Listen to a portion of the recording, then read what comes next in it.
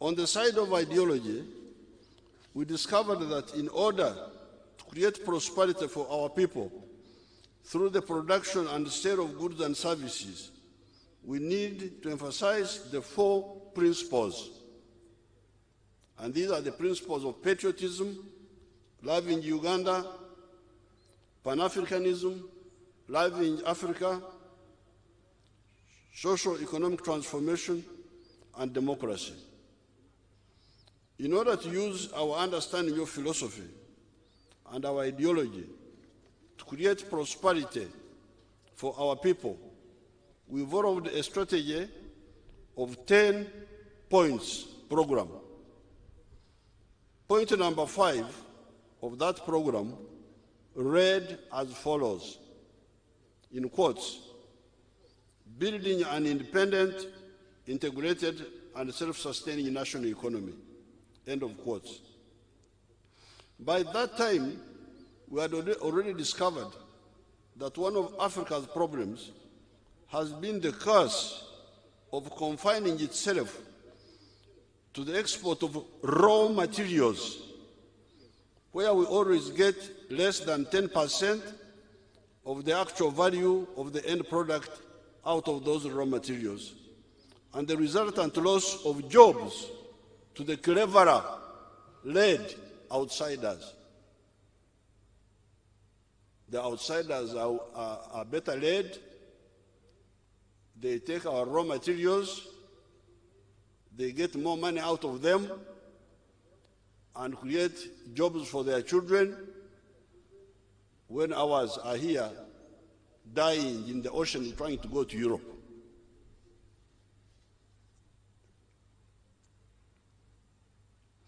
The external parasite groups are always interested in perpetuating that hemorrhage of resources and development energies from Africa to other places.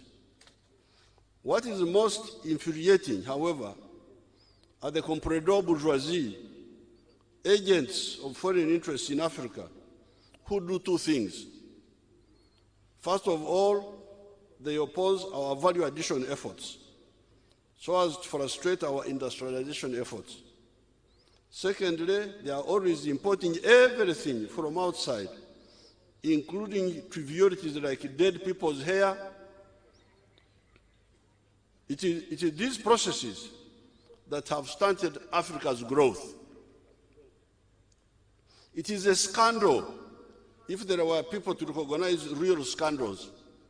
You hear people talking of scandals, but they are talking about small scandals. This is a mega centuries-old scandal, which I don't hear anybody talking about, many people talking about. The global value for trade in coffee is US dollars 460 billion. The coffee-growing countries of the whole world get only 25 billion US dollars. And wonderful Africa gets only $2.5 billion from a figure of $460 billion. This is coffee. And much of this $2.5 billion, which is coming to Africa because of coffee, is now going to Uganda, because Uganda is taking $800 million of that.